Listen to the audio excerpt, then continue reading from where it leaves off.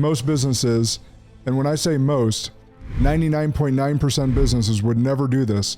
Tell us about the move last summer and why you did it. We've been in New Jersey for 54 years of that business's operation. From 2019 to 2022, the company's pretty much doubled in its output, doubled in its earnings and revenue and so forth. We had no more space. And it led us to relocating our business from New Jersey down to North Carolina in the Charlotte area.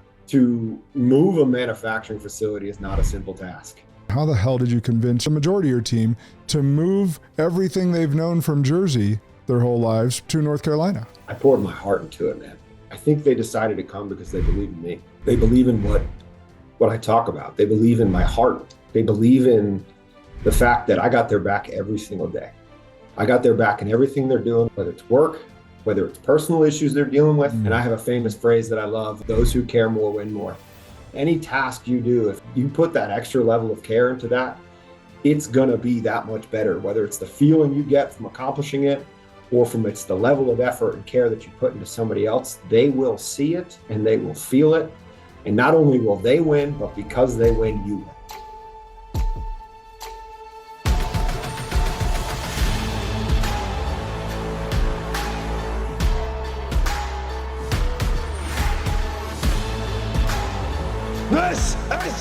Welcome back to Spartan Leadership. I'm your host, Josh Kosnick.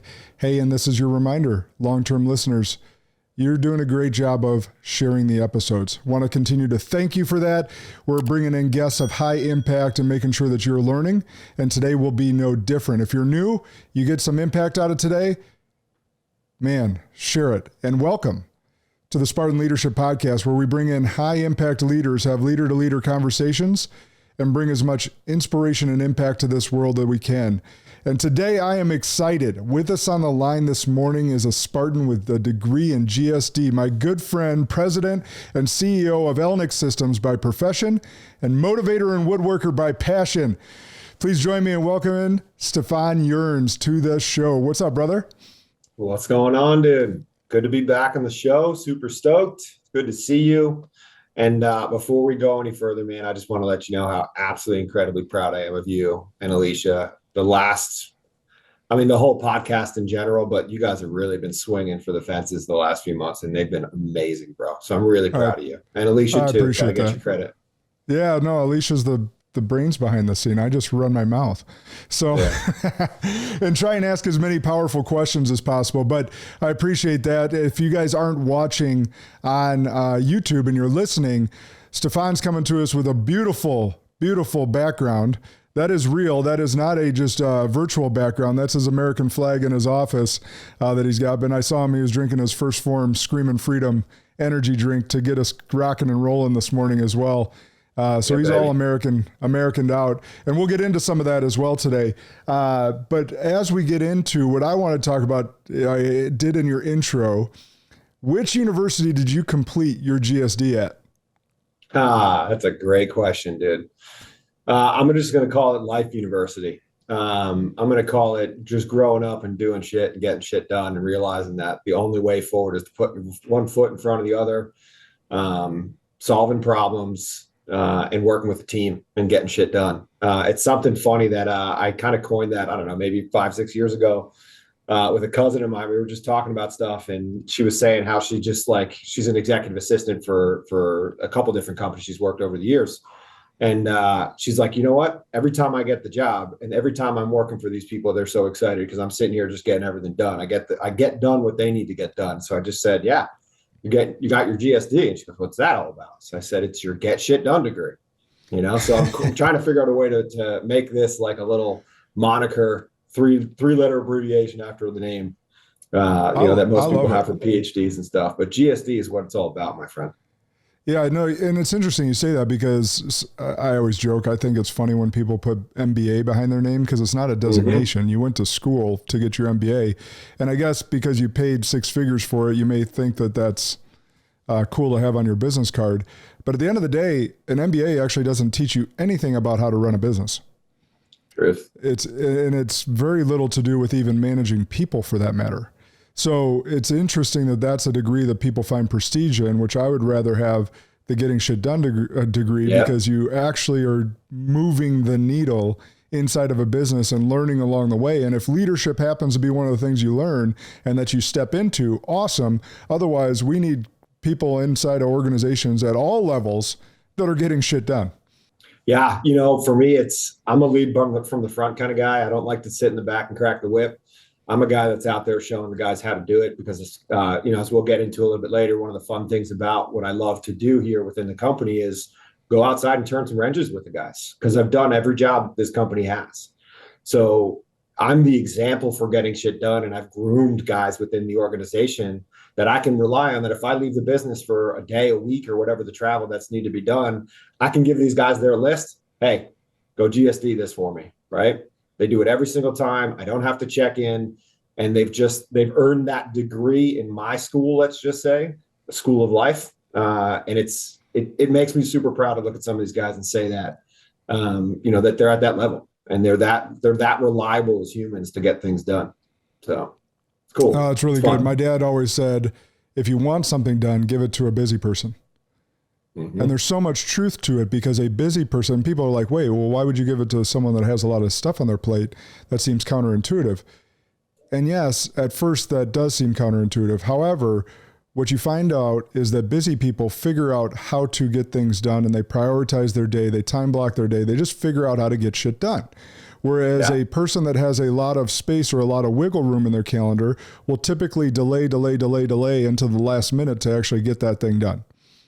And therefore it's not as productive. So it's just interesting when you realize that in business. Is something I found out through my father, and then I saw it with my own eyes, and I'm like, yeah, that makes sense.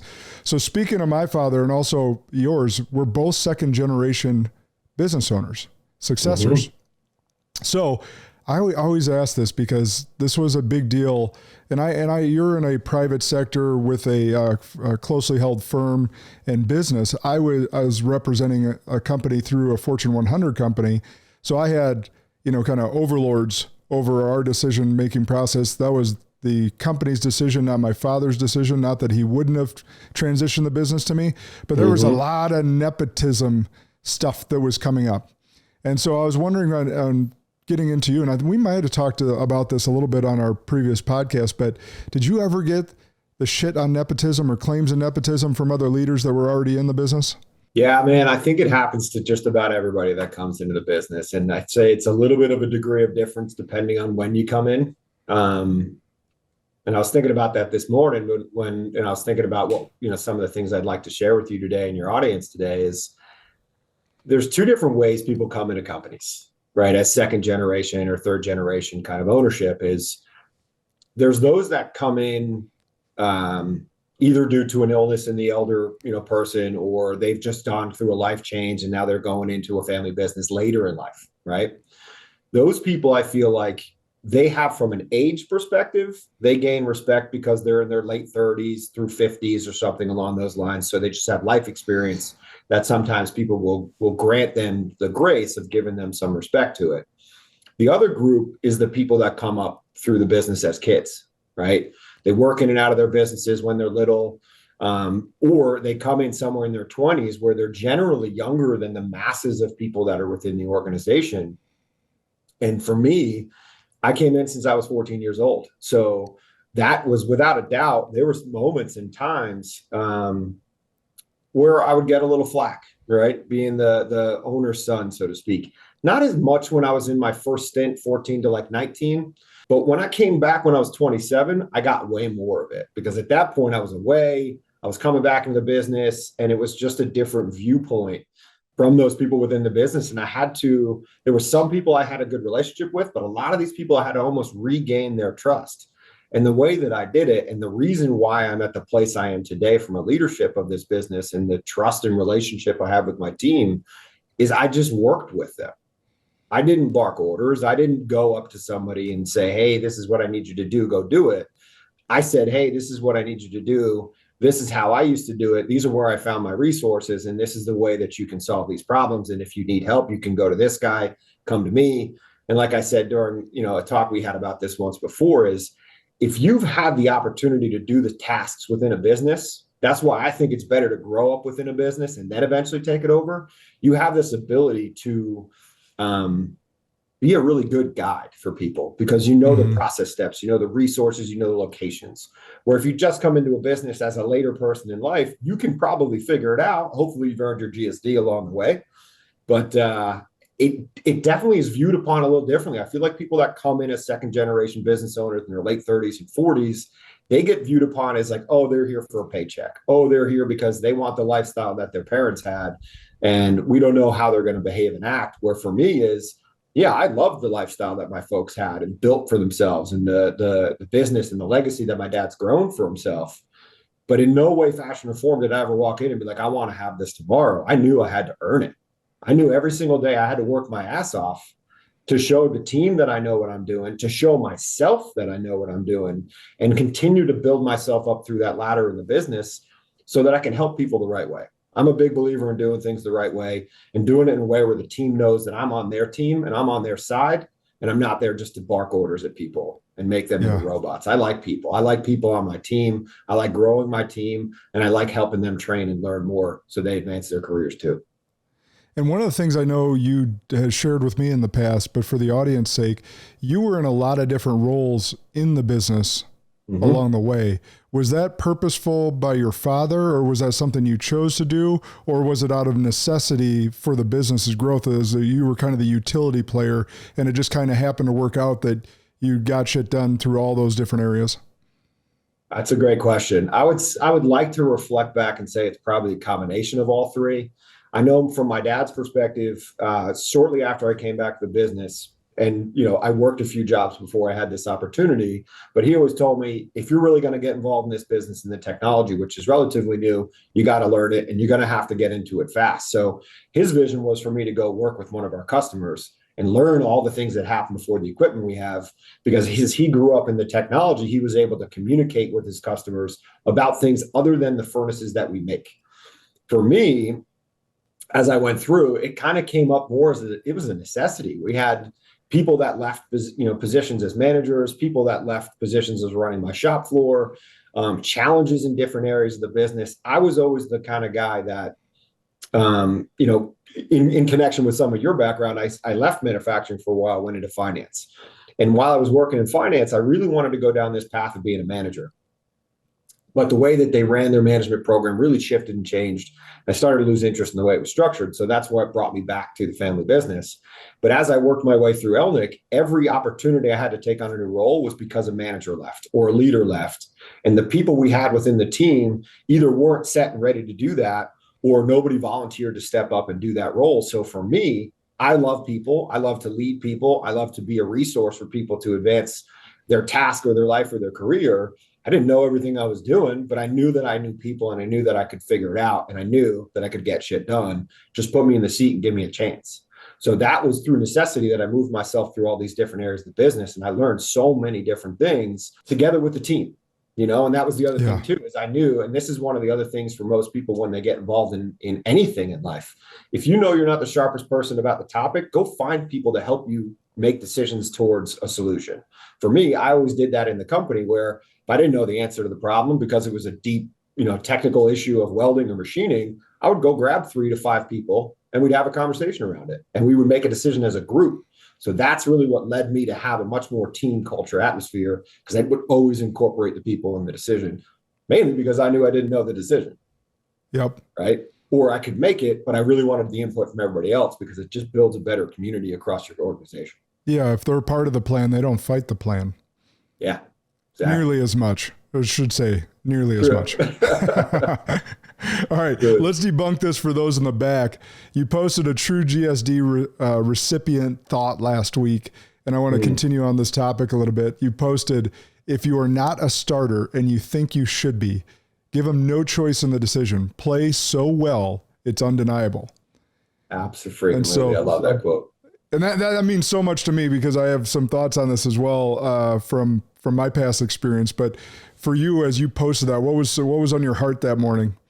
It's funny, man. So to step back, I do quotes every single day within the company. I have a little quote board on my wall, and I usually write a new quote down on the wall. And it's either one that I've just seen that was amazing, and it turns out throughout the day, somebody's coming into my office or coming through the facility. I'm like, boom, that quote, this is perfect for you and your world. That quote that I posted actually was because we had a younger guy on our team who moved down to North Carolina with us. We just recently moved locations from New Jersey to North Carolina, and we had a little bit more than half our team and then another quarter of the team stay on board remote. So he came down with us, and he went through this transition down here where he was like a night and day, a much better teammate and employee and leader of himself. But after the first job, he did pretty well in the first job, and then in the second job didn't do so hot. And he sat there, he's like, oh, I did such a great job, how come I'm not being recognized? And it sparked in my head, and I remember this quote because I actually posted that quote a couple of years ago. I was like, just because you do a job once really, really well doesn't make you the guy, doesn't make you the undeniable, number one starter for what it is. If you look at any sports team and you look at people that are starters, they're clutch, they're repetitive, they're consistent, they're the people that are constantly going out and getting the job done for you. So that was just a quote that I noticed, and it came up back as a Facebook memory, and I reposted it out because that person kind of sparked that from my mind, and I just wanted to reshare that with the team and with the world. Yeah, that's so good. So I don't think I've shared this story in full with my audience, and I think it's really appropriate for here is, as I was coming up the ranks and I was getting all the, so I had a red target on my back when I first entered the firm, my last name being the same as the boss, and I had to prove my way all the way along the way and hit certain metrics and what's funny looking back is I think a lot of those were in my head more than anyone else was putting on me. Because I felt that pressure to live up to the last name or to be worthy to be there, not just that I was there to collect a paycheck, like you had mentioned, for that other, sector of people that come in a little later. And so the corporate entity was assessing me as potentially the next leader of the firm. And of course, they got people throughout the country that they're always assessing as well. And they wanted me to do all these steps. And one of them was to open up an office on the east side of Madison to separate myself and prove this separation from my father. Well, the problem with that is it was going to cost between my father and I about $500,000. Okay. And it was going to take all the leaders, the current young leaders, out of the network office and put them over in my office because all the young leaders were under me. They were who I was developing. And so it would have left the main office kind of high and dry. So not only was it going to cost my father and I a good chunk of money, but also it would have kind of killed the culture in the process, just to prove that I was the guy and it wasn't nepotism. It was to separate the resumes almost so that they could prove to their own corporate entity essentially, or have it on paper that if anyone asked about nepotism, that they had a clearer path. So bottom line is what I did was just become undeniable. I became the number one district in the country, beating Atlanta, beating Dallas, beating LA, beating Chicago, all these big cities, just so they could, and I was like, now what? Like, now you have your undeniable proof. And therefore they named me the person. But it's interesting that you put that quote out there because it's so true. So many people want to just wear the crown without carrying the crown. And you got to carry the crown before you wear the crown, and you got to be willing to do it and be humble enough to do it and learn and be in that growth mode. And there's so many different nuances that come with being the son or daughter of the boss, because other people are looking at you constantly, judging you. Are they getting this special privilege because of this or that, because they're family? Oftentimes that is a way worse relationship, rockier relationship than most would realize, because there are family emotions involved, along with being a boss and employee relationship. And the other employees don't have any of that to worry about. So oftentimes it can be a lot harder. And we're going to get into that in a little bit. I got a couple questions for you on that, but let's dig a little deeper. Or you have something? Let me add one thing to what you said, because I like this. This brings something into my head here. So what you had said was, there was a target on your back, right? And there was a target on my back within the organization too, although there was nobody really moving itself through the organization to kind of take it over. But what you had said, which was the more powerful part, is the amount of pressure you put on yourself. Yeah. Right. And I think that is what actually leads someone to become the real true leader that they can become, because they're constantly moving themselves. They're constantly trying to take that next step, move to that next rung of the ladder, and do these things because they need to not just prove it to the organization, they need to prove it to themselves. And Yep. it's the little difference, I think, between, a different style leader that the world needs more of versus what people just take as like manager roles, so to speak, right? Or somewhat of a leadership role. But those that really excel, the people that really change the world, are the ones that are constantly putting that pressure gas pedal down for themselves, because they know that they have to keep going. They have to keep growing, because if they don't, it's going to stop and somebody else is going to take over the role for them. So I'm glad that you did that, because I feel exactly the same. I put the most pressure on myself. My dad wanted me to succeed within the business. And one of the things I did was, instead of in the early days of sitting down with him and be like, oh, there's a problem here, what would you do? Or, hey, there's a problem here, this is ridiculous. I just went with the team and solved the problem.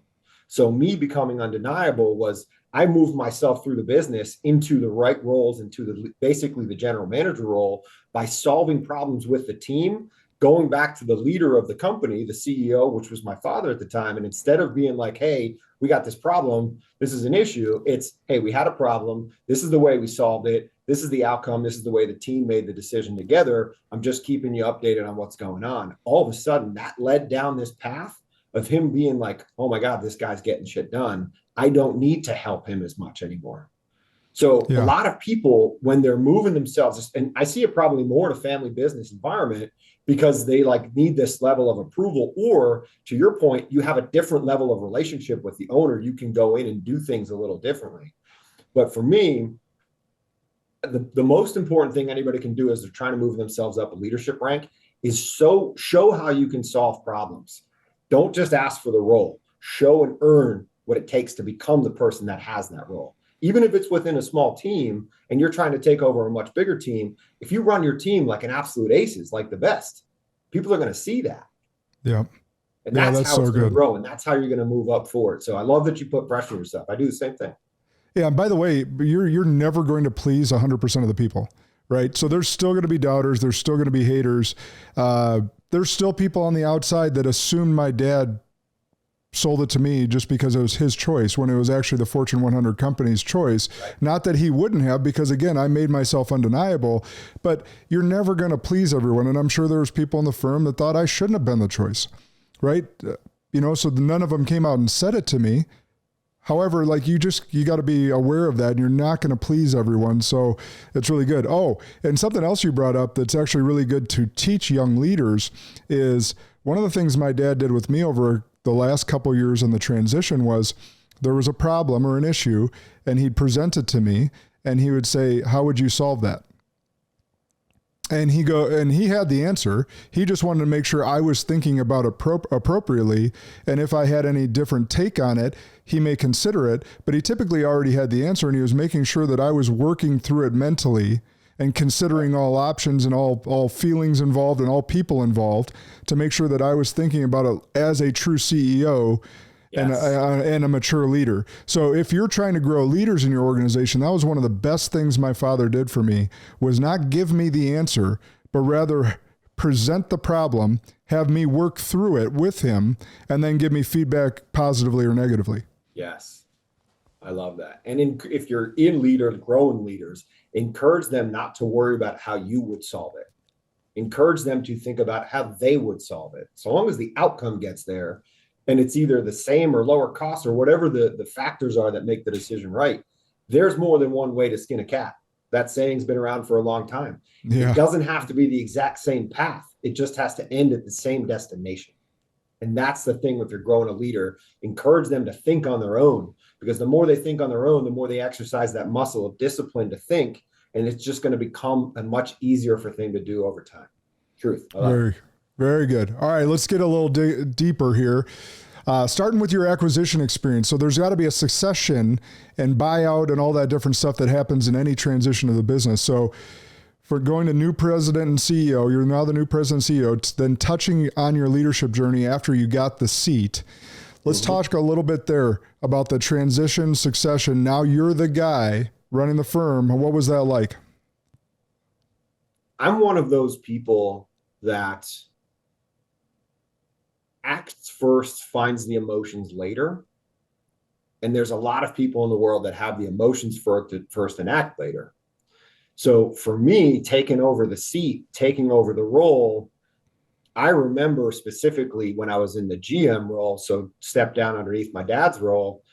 Eventually I knew I was going to take the business over, and eventually I knew I was going to need to lean on him for help and all that stuff. And I was like, man, there's one day he's not going to be around anymore. Hopefully it's as long and far out as possible as we can make it. But when that day comes, what am I going to do? Right? I'm going to need his help. So COVID was the biggest transfer of this whole thing that forced the situation, right? Everybody basically left an office if they were older or didn't need to be in the office space. For me, COVID life didn't change. I went to the office every day. I had my shop guys doing all the work they needed to, and everybody else in the building basically went home and worked from home. So because my dad wasn't there as much, me and him communicated a lot throughout the day, but I started having to make way more decisions as a president and CEO kind of role than one would normally expect someone to do. But if you're a GM, you're like the second in command. So you're used to making decisions. You're used to helping. So once I finally took the role over, and there was always a 2019, 2020 kind of transfer of leadership role and transfer of the seat, so to speak, between him and I. So COVID, interestingly enough, just forced it into play. It's only been kind of in the last 6 months to 8 months that I've truly recognized the seat that I'm in, and I'm truly recognizing the true power of the seat in terms of helping the future, helping the team that I have, helping my industry do the things that they're doing. The few years prior to that, man, I was just head down grinding. I was literally just head down grinding. Yeah, okay, I'm in a different seat, comes with different decisions. You got to do more sales work and marketing work, but I was just head down grinding. I never took enough time to step back and hold the emotional side of the reflection of what I was actually doing. I was just in the process. I was getting shit done. I was helping the team do things and find ways to do them better and grow the team with some acquisitions of some people to fill some of the roles that make us the team that we are and really fill that seat. So I don't know if I specifically answered your question the way it was that you wanted me to work that through, but for me, I look at it as action and emotion, and there's two differences of people in the world, and it's no problem being one or the other. But I've always been, let's go get shit done, and then I'll step back and find the time to reflect on, oh my God, this is amazing. This is so cool, the seat that I'm in, and I'm so honored to be able to sit in a seat like this. And COVID actually was probably the biggest part of that. I'm so glad I was able to be a leader of a company during that time to help as a team make a decision around what we do versus somebody telling me what I had to do. Yeah, no, that's really good. And I think you did answer it to, like, God always has his hand in things, and you answered it to the point, which brings me to be able to speak to that other person. Mm-hmm. So if you're an emotional leader, you got to realize that calm is a superpower, and you are the lighthouse for each and every one of your employees. So if you're an emotional leader, you have to get control of your emotions. It's a necessity. And in fact, even if you deal with emotions well, like Stefan does, or like I do, you're still a human being. So you still have emotions. Yeah. And so one of the tricks or tools that I used was blocking time for processing or learning or thinking deeply. Okay. So I would do that on Fridays, and I'd usually set aside an hour, and most of the time I'd keep to that hour, sometimes a little bit longer, sometimes a little bit shorter. But really what I do, let's say, I'll give you a real world example. Let's say at 9 a.m. I got to terminate someone. That comes with emotion. Okay. Yeah. Maybe someone that you've had for a long time, that you care about them, their family, their well-being. Like, that's an emotional experience. I don't care who you are. And then at 10 a.m. you got to mentor or have a board meeting, or you got to mentor one of your key leaders or whatever it may be. They deserve your best. And so you got to set aside your emotions from the 9 o'clock, but you still have to deal with them. So having a spot on your calendar or a time that you can deal with them is very productive, because you know that you're not just burying it and then you're going to lash out on someone later because it just comes out of nowhere, which, by the way, will happen if you don't deal with them. But now you have a time on your calendar to go, okay, I can't deal with this now. Here's when I will deal with it, and move it to that time block. So I think, your answer was really good in that regard, because you and I actually handle emotion well, whereas someone else may not, but you still got to deal with those emotions as they come up. So yeah, my sister and I joke about this a bunch of times, where whenever there's something going on with the family, or there's like an emotional issue, my dad had some health issues a couple of years ago. She stopped and was very emotional about it. And then eventually she would get herself into an action state Where me, it was like, oh, I got to go solve this problem. I got to go help him here. I got to go help him here. And it was only like a month later that I was like, whoa, like that was pretty big. That was an emotional situation.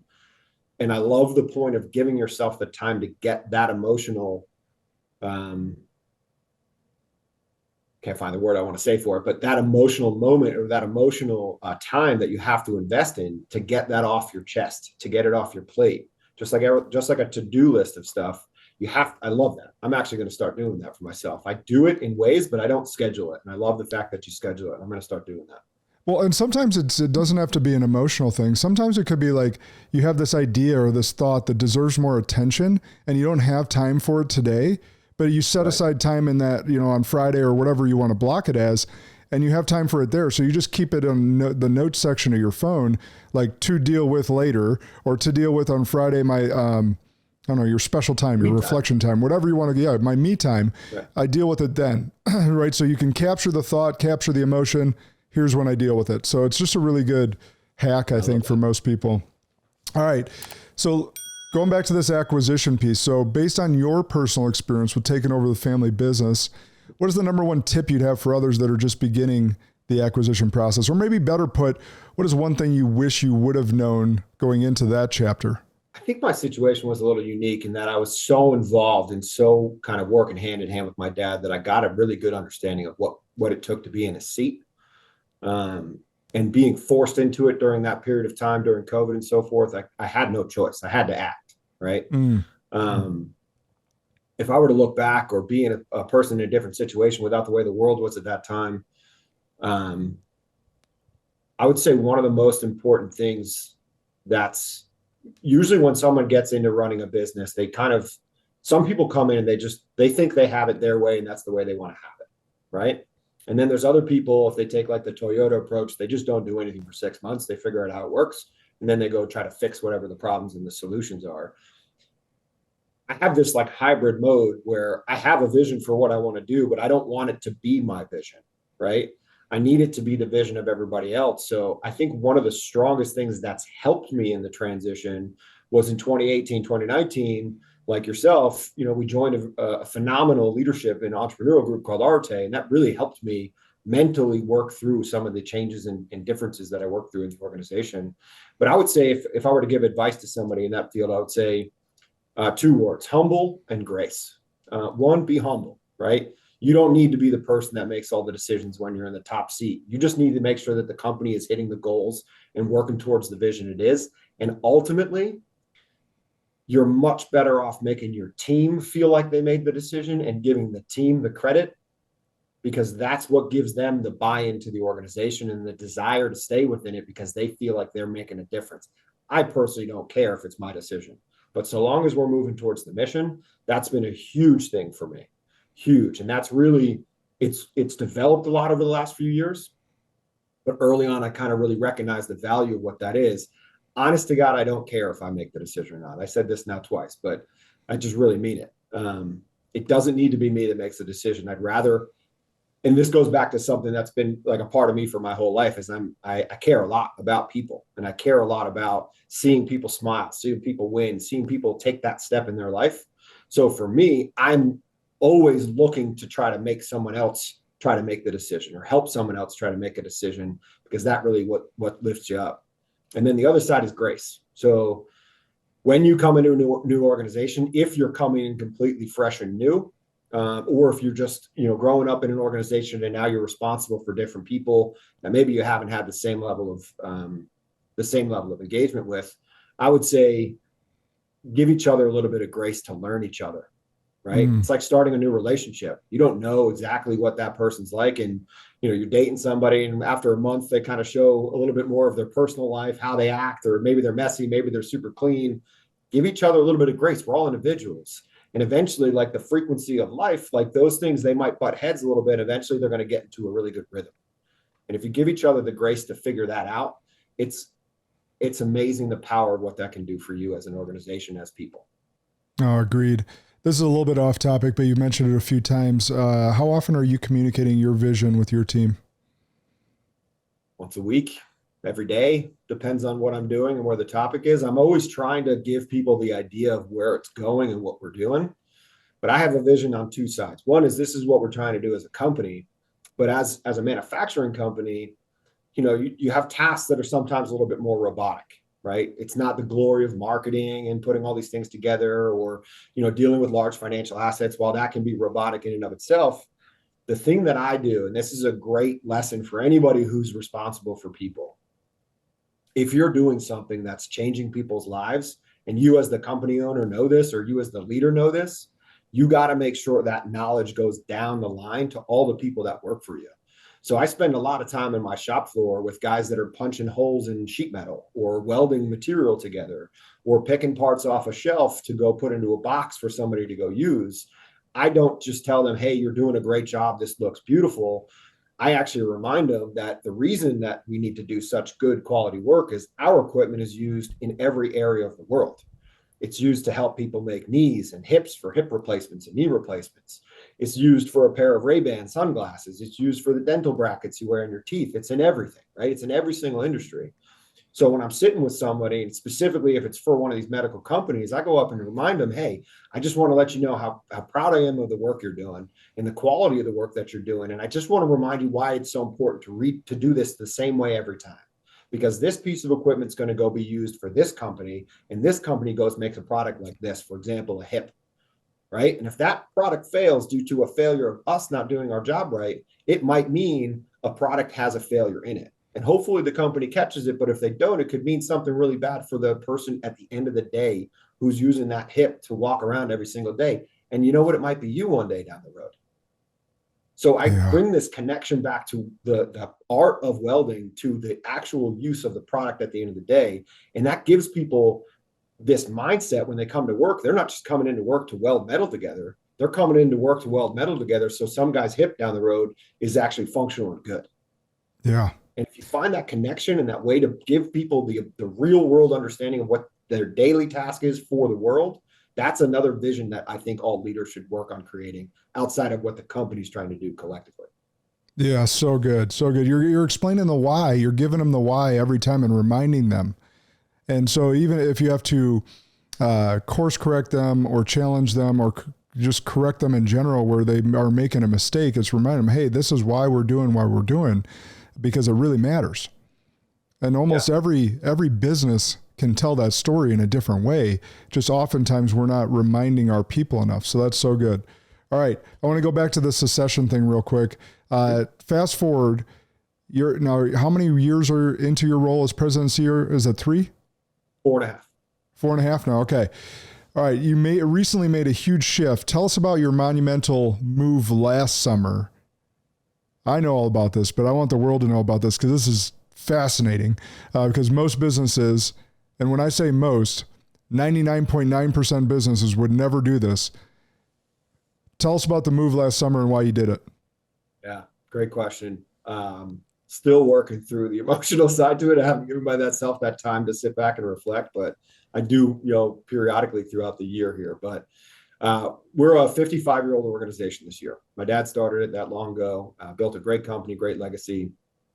We've been in New Jersey for 54 years of that business's operation. And we got to a point that from 2019 to 2022, the company's pretty much doubled in its output, doubled in its earnings and revenue and so forth. And the team got only slightly larger. So we figured out a way to really get and remain lean and grow with what we're doing. But we got to a point where we had no more space. People were crawling on top of each other to try to work on equipment. So we said, all right, we need more space. So over the last few years, we've been looking at where do we go? What do we do? And it led us to relocating our business from New Jersey down to North Carolina in the Charlotte area. And that started August 1st. It finished, the last person just acquired their apartment, I'd say about 2 weeks ago. And we've got 2 furnaces that have left our building already. We've got 6 more that are on our production floor. It was a big move. Now, this took 9 trucks to move a whole bunch of manufacturing equipment and inventory and stock. It took a lot of effort to move 21 people down, maintain 7 people within the state up in New Jersey. And then the remaining people on the team either left to go find new work or they were actually at a point where they could retire in their life.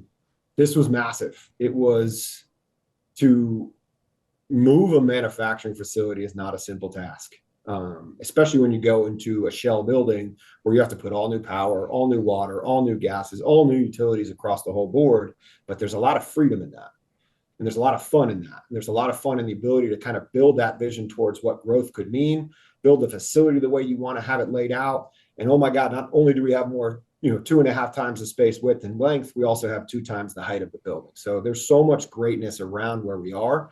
And every day I come here, just like this big flag that's behind me, the shop has a gigantic flag within it too. And every day I walk out there, there's just something new and special that I see and I feel, and I get this emotion tied to this place. And an interesting story is the shop in our facility, we have this flag. It's a gigantic American flag. It's a 15-foot by 25-foot wide flag. And the reason I chose that was for 2 things. One, it what fit proportionally within the building, but the other reason is our old building was 15 feet tall. This building's 32 feet tall. So every day we go out there and remind people that flag, the height of that flag is where we came from. The height of that flag is where all the stuff is that we have in this building, where it all sat into. So I remind people of where we came from, and I remind people of how great it is that we have all this space and we have all this freedom to go do what we want to do within this new facility. So it was monumental. It was phased in multiple shifts. I got to tell you, one thing is I can't be more proud of my team for putting the time and energy into what it took to do this. It's a lot to move manufacturing. It's a lot to move a facility that builds equipment with a lot of equipment. It's a lot to move across the street. Yeah. Like that's like, it's a lot you move states away. So I think a lot of people are questioning, like, was it a money thing? Was it a freedom thing? All that different stuff. And then on the other hand, people are going, how the hell did you convince your entire, team, and not your entire team, but the majority of your team, to move everything they've known from Jersey their whole lives, a lot of them, your whole life in Jersey, to North Carolina? Yeah. Great question. It came down to a few things. The first thing was we needed space, right? So what led to kind of looking outside the state, outside of the financial side to it. So while I love New Jersey, I've lived there my whole life, unless you're working in the pharmaceutical industry or directly supporting them, they don't look at support for manufacturing as well as some of the other states across the country do. So while we had some customers in the pharmaceutical world, we don't have them across. That's not our only business. We support the whole industry gamut across the whole thing. So I knew that staying within that state, it would have been really difficult to grow, do things. I mean, it takes 6 to 10 months to accomplish something permit wise. We're down here in Charlotte, we can get it done in a month or 2 weeks. So speed to make decisions and speed to be flexible within an organization was one of the factors. Monetarily was the other side to it. So in looking for buildings, we recognized, okay, we're going to have to move at least 45 minutes to get to where the better, bigger buildings are within the state of New Jersey. We were northeast. The central area of New Jersey was the best place to go. So in that realm, I said, oh my God, people might move 45 minutes. Well, if the business is going to move 45 minutes, people are going to have to think about moving. So then I just started cruising up and down the entire coast and looked everywhere from Maine all the way down to Florida. And there was places that are lower cost than Charlotte for certainty. But Charlotte in North Carolina, if you look back over the last couple of years, has been rated #1 for business in the country for states. And just blowing up, growing. Yeah, and it's continuously growing. And it's one of the hottest places to relocate to. If you look over the last 5 years, there's over 250,000 people that have moved here. That's huge, right? So the other side for a business, I'm thinking 20, 30 years down the road for my business growth, New Jersey is one of the largest. It keeps competing with California, but it's been #1 more often, is the highest exodus state in the country, meaning it's the most amount of people that are leaving that state compared to any other state. And North Carolina has been in the top 3. So that was a very attractive thing for me too. As the growth of the business, people are going to retire. Not everybody's coming with me. I need a good place where there's going to be labor. I'm going to need to be somewhere where people need to want to join a team. So that was another big factor to it. Rent was half the cost. Electricity's half the cost. Process of getting things done is half the cost. Cost of living for everybody that moved down here is between 20 and 25% less. So there was tons of factors that made sense for this place to be. And the other benefit is this place just feels like northern New Jersey. There's so many suburbs around and trees. It might not be as hilly, but there's still a lot of things that are very resemblant of where we came from. So that was another factor for me to say, hey, why don't you guys go down and check this place out? Let me know if you like it. So that was a huge part to it. Hey, The other before you side move to what on, you had I asked want for. to, yeah, Yeah, go before you ahead. move to that next point, I want everyone to key in on all the factors that you just laid out there, because some people think, oh, the business owner just wanted to move to Charlotte because that's what they wanted to do. No. He looked up and down the coast, took in factors like, he didn't mention this out loud, but there's bureaucracy of Jersey. How much fast, like you said, how long it takes, but let's call out politicians and bureaucracy for a minute. That's a big part of it. Like, if you want to be business friendly, there can't be as much red tape as these bureaucrats try and put in there. And that's heavy in New Jersey. That's heavy in New York. That's heavy in California. And that's why you're seeing businesses and people leave. Obviously, taxes. Taxes are high in Jersey. Taxes are high in New York. Taxes are high in California. That's why you're seeing people leave.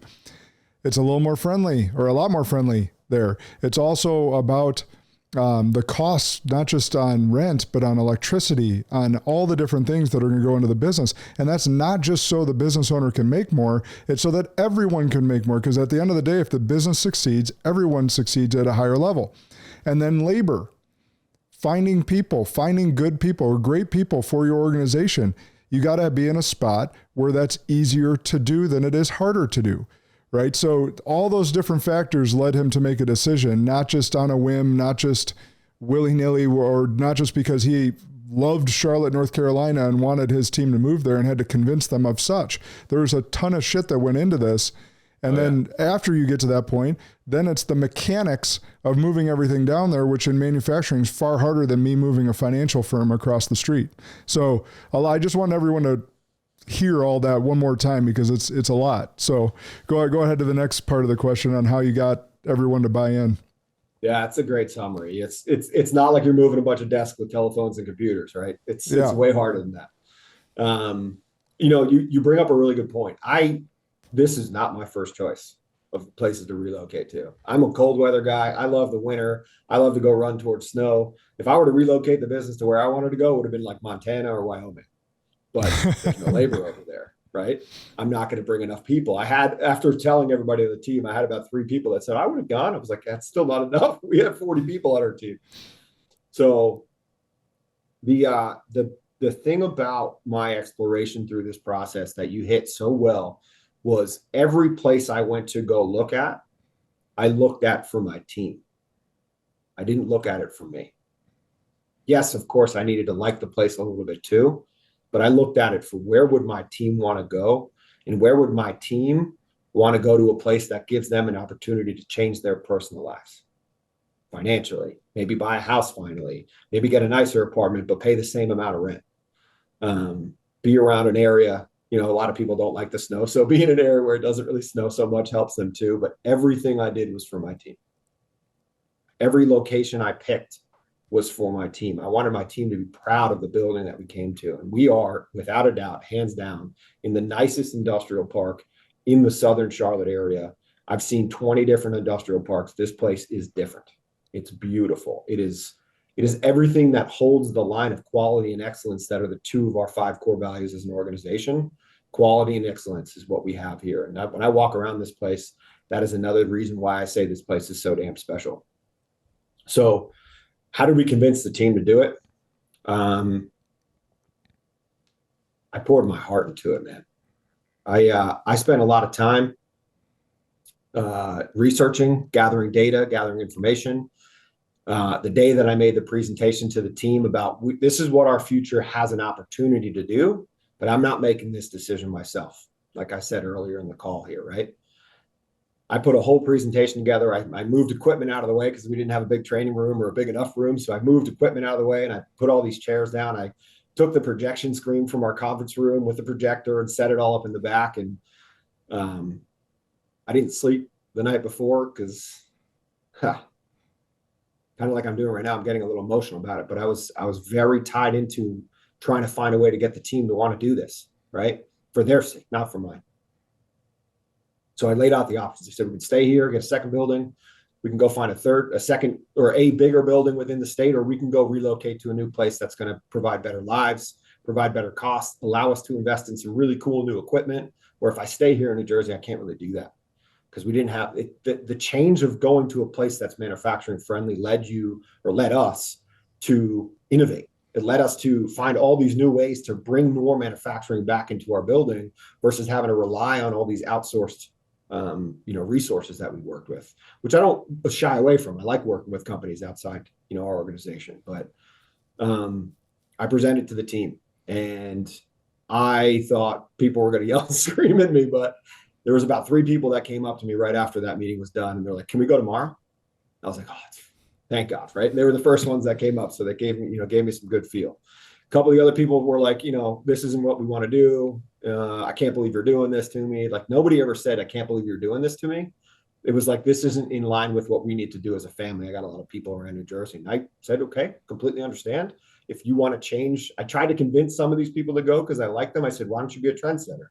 A lot of people are relocating away from this area because your future obviously wants to have more money in it, right? You want to retire. You want to have more money in your pocket. Why don't we start now? And for the next 10, 15 years, you might put an extra $5, $10, $20,000 in your pocket from all these costs of living savings and so forth. So I got one of the teammates to think that way, but the other ones were very tied to family, which I love. I'm a big family guy, so I have nothing against it.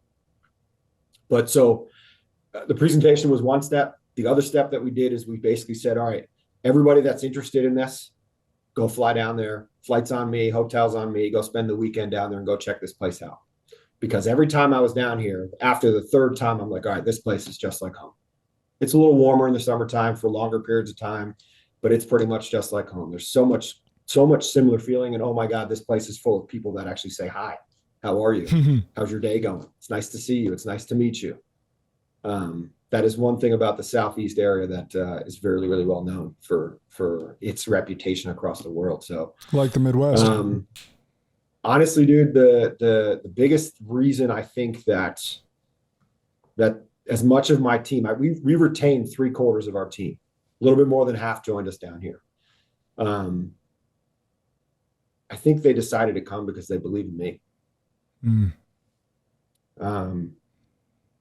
They believe in what I talk about. They believe in my heart. They believe in the fact that I got their back every single day.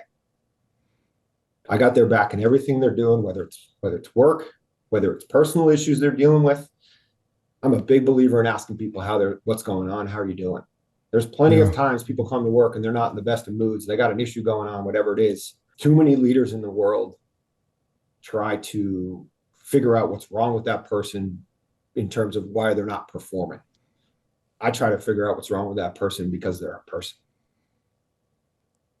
And I think that's why a lot of people came down here, left family members back in New Jersey to come join me and this team down here to do what we're doing. Well, I would agree. It's very, I guess I'm having my emotional moment. So, well, let me help you gather yourself because you take a moment and I'll just kick it off. I would agree with you that they came because of you. Not just because of you, but that's a large portion of it. Like when employees choose to work in a place, they're choosing, yes, there's benefits, yes, there's income, but the reason they often stay is the leader. Oh, by the way, the reason they often leave is because of the leader. True. Especially in a closely held business, not a large corporation. And oftentimes I've been keying on with the people that I'm coaching lately on this as well is if your vision, like Ed has taught us, if your vision's not big enough where they can fit theirs inside of, they'll go find a leader where their vision can fit inside. And so that's where us as a leader, we have to care about our people and we have to provide a vision that they can, so big that they can fit their visions inside for all the employees. I thought it was brilliant on one of our calls, how someone asked about, someone that was in sales wanting to make not just 10 grand a month, but 100 grand a month. Mm-hmm. And Andy basically just said back, well, it sounds like you need a bigger vision. Yeah. In so many words. There was a lot more context to that, as I know you remember, but it was a great response because this is a great employee that's obviously killing it on the sales side and wants a bigger vision to be able to understand how to make 100 a month. Mm-hmm. So go frickin' figure it out so you don't lose that great salesperson. Yeah. And support them in every way you can. Yeah. All right. So speaking of your passions, this is a two-part question because I want you to tell us a little bit more about what's happened to manufacturing in America and then how you're building your company culture to reinforce your passion for made in American business practices. So start with what's happened to manufacturing in America so that people have a little bit better context. Yeah, I've done enough research around manufacturing to know that it's not the sexiest thing, that it used to be many, many years ago. If you go back over the last 60 years, we've probably lost around, I don't know, 35 to 40% of the employment level that we used to have. Interestingly enough, and I didn't know this stat till about a week ago, most of the decline in the manufacturing in the United States happened underneath Republican presidents. Actually, all of the decline has happened underneath Republican presidents. Started in Reagan's time, because after the war, America pushed an innovation strategy that worked really, really well. But in the late 70s, when Reagan basically took over as president, his push was for services, not manufacturing. So manufacturing got pushed to the side. And interestingly, during Bush's time, it also went down pretty drastic. During his son's time, Bush Jr. went down drastic. During Clinton's time, it went up. During Obama's time, it went up. During Trump's time, it fluctuated mainly because of COVID, but he had a push for it. But I didn't expect the stat to be that way. Now, I'm not trying to take sides one way or the other. I just found that to be really interesting. We only account for about 8% of the workforce in the country. Manufacturing does. Now, interestingly, the average salary for that workforce is around 95 grand. So it's a pretty nice salary for people to get into. Certainly there's opportunity for more as you get involved in engineering and so forth. But outside of the redirection efforts, I'd say, by some of the leaders we've had as presidents of our country, the other thing that really happened was in the 70s, Japan really came to the world as a manufacturing leader. And they came to the manufacturing world as a low-cost leader. So that led America to find ways to compete with things purely based on cost, right? And cost became everything. Cost became the driver. Cost became the entire conversation. And we lost what was quality, which is what we're known for as an American country. Mm-hmm. Anything you buy from America, it's usually not the thing that's going to fall apart first. So that was a big push. And then there's two other factors I think that played into it pretty big. Is one, and many people might not know this stat, but if you look from 1980 to about 2010, we had a consolidation of banks by almost 2/3. There was almost 20,000 banks in the world or in the United States around the 1980s. And there was about 7,000 in 2010. And it's probably lower now. So that consolidation of all of these small local banks that were supporting all these small local manufacturing facilities are now part of these huge conglomerates. It made financing and the ability to get money harder, which put people out of business. And then the final thing I think that really started to drive everything out of this country is the cell phone that more than half the country holds in their hand, and it's the Apple cell phone. The Apple model became something people strive to mimic versus realize what it was doing to our country and what it was doing to the ability for this country to stand on its own 2 feet of making things. So we've been a world and we've been a country that's been known for quality making, manufacturing many, many, many years ago. And now it's okay. We can innovate and think of some cool ideas, but we can't manufacture anymore. Let's go do it elsewhere because all we're doing is appeasing shareholders. All we're doing is appeasing the guys that want more money in their pocket. And there's no pride in manufacturing anymore within this country. There is still some, but it's down tremendously from what it used to be. So I think that's what led to a huge downfall within our country from a manufacturing point of view. It's a really interesting history. Thanks for sharing that. Yeah, and we're starting to see the pendulum swing back a little bit, it seems. But talk about why it's so important for you and your passion around the Made in American business practices. Yeah. So, and we absolutely are. COVID was something I think opened people's eyes, surprisingly, to the challenges of outsourcing things outside the country. And a lot of that had to do with the struggles and challenges of supply chain, right? How many boats did we have sitting off the coast of California and New Jersey that were being offloaded, right? Seemed to be thousands. I don't know the number, but It was a heavy amount. I don't actually have the specific amount, but it was in the thousands if you take into the total amount over time period, right? And there was an interesting time where everybody basically said, why can't we offload these boats? We don't have people. They're on strike. They're being laid off. They're this, that, and the other.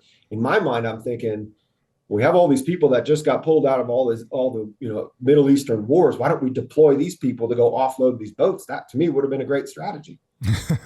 Right? You're telling me the guys that can build bridges and put things together and save the country and tackle some of the biggest challenges that we face on some of the hardest surfaces and geographical areas of the world can't go offload some boats? To me, that would have been a good idea, but I'm not a leader in the political side of the world, so it wasn't a decision for me to make, although I tried to speak as loud as I could about that. So what that's done is it's made people recognize the challenges of supply chain and what's come from that. And what's actually, if you look at the Chinese economy right now, or the manufacturing world or the industry, it is the biggest one in the world right now, but it's struggling right now because the cost associated with moving things, the cost of diesel, is driving the cost of moving things from their land to other lands substantially high. Where they used to say, I'll pay for the shipping, you don't have to worry about it, I'll bring it to you. That's not happening as much anymore. That's a big factor into it. That's making people start to realize it's not as low cost as we used to have it. Also, what's happening over there is there's been revolutions of people wanting to earn more money because they feel like they finally deserve it. That's going to continue to get higher as much as you can too. So it's led people to think about, okay, we need to bring stuff back into our control because I can't deal with, if I got to build a car and the one thing that actually helps the car move and push the power across all its circuits is the semiconductor, it's sitting on a boat, 20 miles off the shoreline, I can't get it. That's a huge problem. So interestingly enough, there's been a lot of investment right now over the last few years in bringing manufacturing back. It's not all coming back to America, though. It's coming back to North America, but not truly just America. So you are seeing a lot of investment in lower cost areas like Mexico, some in Canada, but not as much, but it's more down in Mexico when you're going down the supply chain or down the country, because you can drive those things into the country a lot easier than you can get it off a boat. Yep. So there is reshoring going on. It's not as great as we would like to see it. I would love to see a lot more of it. I know that Apple as a company has made an announcement recently where they're putting some energy into 3D printing their next line of Apple Watches, which is incredible. It's amazing. It helps my industry tremendously because a large organization is looking at using a technology I'm involved in. I would personally be so proud and excited if Apple said, you know what? We're gonna make this part in America. Would you actually switch to an Apple phone then and appease me? We don't know yet. We'll see. I'm still a Samsung guy. There's a lot more freedom in what we do. I think if you're a Windows person, Samsung works easy for me. If it's Apple, I got to change every piece of electronic product that I have around the house. So I can do it. But if they become more of an American patriot company making things in the country, I will put a lot more weight to it. All right, cool. Hey, real quick, I want to plug this. So Stefan makes some incredibly beautiful wooden American flags. And I know you do a bunch of other stuff, but if anyone wants a beautiful statement piece for their home, their bar, their office, where can they get that from you? Appreciate that, man. So I started a wood shop called SJ Wood Co. So if you look up sjwoodco.com, that's where you'll see that beautiful artwork being made. Appreciate All that. Right. No, absolutely. I mean, it's beautiful stuff. So I want to make sure everyone got the plug on that. And because I know that's a passion of yours. It's not the Elnick system, the main business, but it's something that's really cool and patriotic. And I know that we have a lot of listeners that would appreciate that. All right. True. It's interesting. I'll add one thing to that. So the first one I made was actually a gift for my parents because they were going through getting their house redone. And I was like, I got to make them a statement piece. And I made the first one. I sat it down on my table and I looked at it and I said, holy crap, I don't want to give it to anybody because it's really, really nice, And then I was like, well, if I think it's that nice, maybe other people would think it's that nice. So this made me go down the path of starting a business in woodshop, which to me has always been a therapeutic hobby that now I'm providing the world and I have the free time to do it. But everything I do, the 4 businesses that I operate and run have everything to do with making something or supporting the making of something. So I'm a huge believer in, and I take a shit ton of pride in making something, because when you take raw metal, raw wood, whatever it is, and you build this beautiful thing out of it, you step back and you say, oh my God, look what I just created. Look what I just made. Right. And I'm not knocking the financial industry, the marketing industry, or anything along those lines, but those are just transactions. We're making things. We have control and resources, and we're actually helping, show the world what can actually be done with your two hands. Yeah. No, it's incredible to do it. So I don't, being as ADD as I am, it's hard for me to do it. But when I get locked in and I was able to make these beautiful charcuterie boards for a group of friends of mine, Alicia and I were out in the wood shop with my buddy Carl, who has a lot of experience and has a beautiful wood shop, because we wouldn't have been able to do it without him. To see those come to, from a raw piece of wood to something beautiful that you can hand someone is a special experience. I would encourage anyone, even from the first wood thing I did was out in Carl's wood shop, and we did pens, these nice, beautiful pens. Mm-hmm. And because that was the first thing he was taught by his mentor in the woodworking industry, how to make and whittle pens that actually my brother-in-law does look real cool. All right, so final question. Always end with this one, but so I know you listen, so you probably have been thinking about this, but what's an unpopular belief that you hold to be true that you think others would either vehemently or just disagree with you? I have listened enough to the show that this question has posed a mental challenge for me, because I was trying to think of a good one. And I could have gone about 100 different ways with this, but one of the things that I'm extremely passionate about, and I think it might have come out during this podcast as we're sitting here talking, is the level of care you have. And I think that there's a disconnection for most people to understand the level of care you put into something dictates and determines the level of winning you're going to have in your life. And I have a famous phrase that I love. I talked about it in the last podcast I was with you, but those who care more win more. Whether it's your people, whether it's what you're making, whether it's a task you're doing, I don't even care if it's cleaning your kitchen, cleaning your bedroom, clean whatever, right? Any task you do, if you put that extra level of care into that, it's going to be that much better, whether it's the feeling you get from accomplishing it, or from it's the level of effort and care that you put into somebody else. They will see it and they will feel it. And not only will they win, but because they win, you win. Yeah. And I think that's a theory that a lot of people, they don't know the power of caring. Or they don't take the time to appreciate it. That's a good one. I really like that one. I think that most people are caring people. Mm-hmm. I think they lack the awareness to create some intentionality around it. Mm-hmm. They don't understand how much it matters. It truly matters. And if they did, they would spend some more time making sure that they showed their care.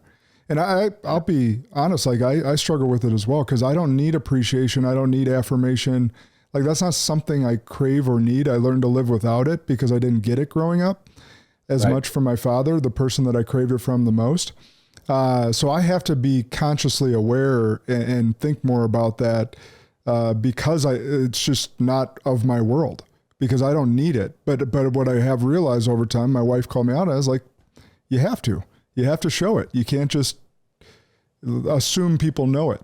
Yeah. Give yourself a little grace though, man. I'll tell you, in watching some of your stories and so forth and just following along with you in their world and your life, you've done a lot of this with your family lately. And I'm really proud that you've done it. Giving each one of your kids a day to themselves, giving time for your wife, recognizing the people that are in your world. Those are the moments. They don't feel like it at the time, but when you step back, like you said, and give yourself some time to reflect, those are those moments. So keep up doing what you're doing, man. You're doing a great job. Well, I appreciate that. And let's throw it back at you. What you did over the last year, I mean, really since you've taken over and built yourself into that, but what you did over the last year, the vast majority of people wouldn't even consider doing, nor would they be capable of doing.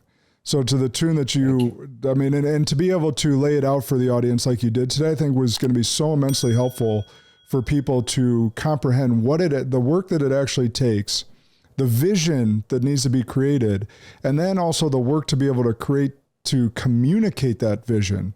And it can be done through thought and care and making it about others and not yourself.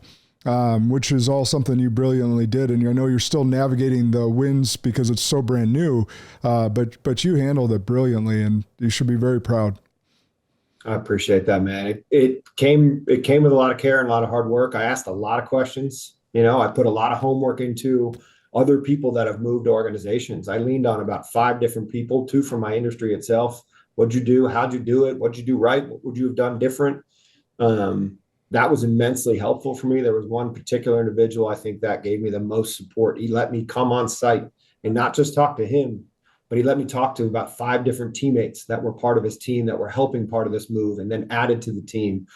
It was huge. So doing your homework is phenomenal. With that in mind, one of the things that I'm working on, and I've been trying to journal as much as I can about the process, about the emotions I went through, about the challenges that it went through, the discussions with people, and kind of navigating those waters. I don't know whether this is going to be a book that comes from me down the road. I was just going to say, this is a book, brher. That is a book right there. The challenges and pitfalls of moving an organization and uprooting your life, or at an absolute minimum, one of the things that I want the world to know, and especially for your audience, if this kind of conversation is going on in your head, be smart enough or be strong enough to ask questions. And I want to make sure that everybody knows that I want to be a resource to anybody in a similar situation. So if anybody needs help, if anybody's got a question, if anybody wants to, hey, what would you have done in this situation? What would I have done different? I want to be that resource. So feel free to get in touch with me, get a hold of me. My first name is Stefan, Stefan. Last name is Joens, very different than it sounds. Looks like Jones, but flip the E in the end. Reach out on LinkedIn, reach out on Instagram, on Facebook. Anywhere I can help, I would love to. That would make me, it would just give me the ability to really appreciate the effort I put into what I'm doing. Hey, if someone like this throws that out and you're thinking about it, make sure that you do it. Make sure you take him up on it. And certainly follow Stefan. Spartans, you know what to do. Share this far and wide. This has been a tremendous conversation. Thanks for taking the time, brother. This has been immensely helpful. So thanks for coming back on. It. Spartans, remember, good and great are the enemies of possible. Lead like a Spartan today.